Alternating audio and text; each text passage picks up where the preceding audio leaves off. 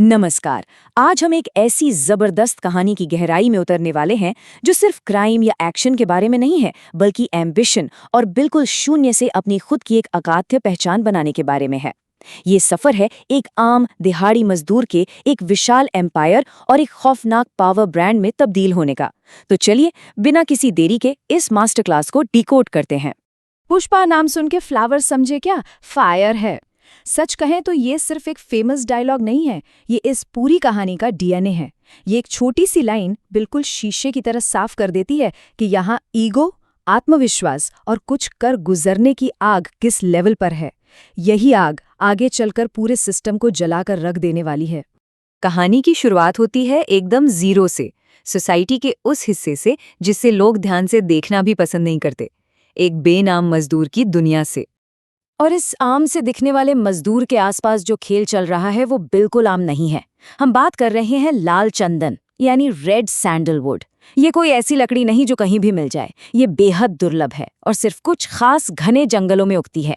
इसकी international market में इतनी आकाश छूती डिमांड है कि इसने एक बेहद खतरनाक मल्टी-मिलियन डॉलर के अंडरग्राउंड स्मगलिंग सिंडिकेट को खड़ा कर दिया है। यही वो मैदान है जहां पावर और पैसे का असली खेल खेला जाता है। अब सोचने वाली बात यह है कि एक छोटा सा मजदूर इस अंडरग्राउंड एम्पायर का हिस्सा कैसे बनता है। जब डीएसपी गोविंद की पुलिस छापामारी करती है तब दिमाग का असली खेल शुरू होता है।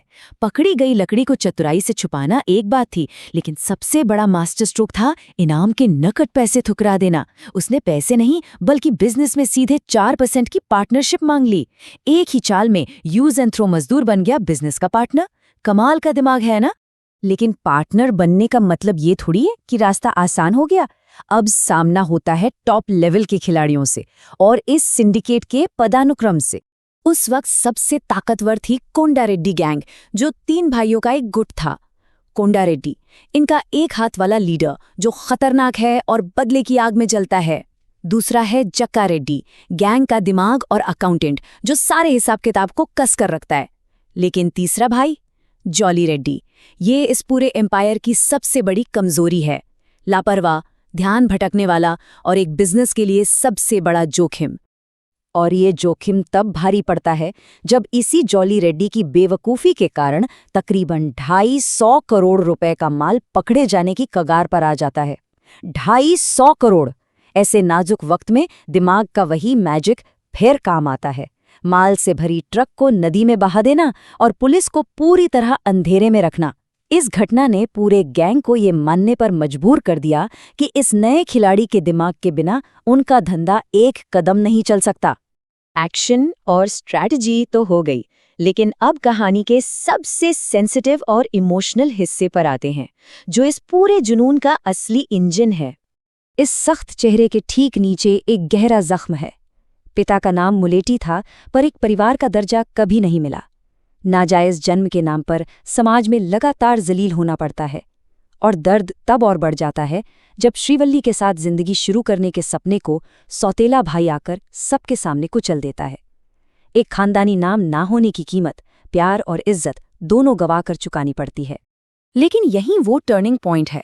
अगर समाज मुझे नाम देने से इनकार करेगा तो मैं अपना नाम खुद बनाऊंगा। आमतौर पर ऐसी बेइज्जती किसी को भी तोड़ सकती है, पर यहाँ ये पब्लिक ह्यूमिलिएशन एक रॉकेट फ्यूल की तरह काम करता है। इस दर्द ने एक ऐसी भूख पैदा की, एक ऐसी ऊंचाई पर पहुंचने का जुनून दिया जहां से कभी कोई नीची नज़र से ना देख सके। और इसी जुनून के साथ शुरू होता है सिस्टम को पूरी तरह से हिला देने का खेल, जहां बॉस को ही बाईपास कर दिया जाता है। जरा इस नंबर पे ध्यान दीजिए, 1.5 करोड़ रुपए। 1 टन लाल चंदन की चेन्नई मार्केट में असली कीमत। ये वो खुफिया राज था जो सिंडिकेट का बॉस मंगलम श्रीनु सबसे छुपाकर रखता था और सबको बेवकूफ बनाता था। जैसे ही इस असली मुनाफे का पर्दाफाश होता है, धंधे का पूरा इक्वेशन ही पलट जाता है। पुराना तरीका क्या था? मंगलम श्रीनु बिचौलिया बनकर बैठता था और पर टन सिर्फ 25 लाख रुपए देता था, बाकी सब उसकी जेब में। लेकिन अब आता है नया तरीका। मंगलम श्रीनु को साइड करो और चेन्नई के सीधे बायर मुर्गन से हाथ मिलाओ। नतीजा, पर टन पे आउट 25 लाख से बढ़कर सीधा 1.5 से 2 करोड़ तक पहुंच गया। खतरा जरूर बड़ा था, पर इस कमर्शियल मास्टर स्ट्रोक ने प्रॉफिट को ऐसी रफ्तार दी कि पुराने बॉस का अस्तित्व ही खत्म हो गया। इस पावर शिफ्ट की रफ्तार देखकर हैरानी होती है।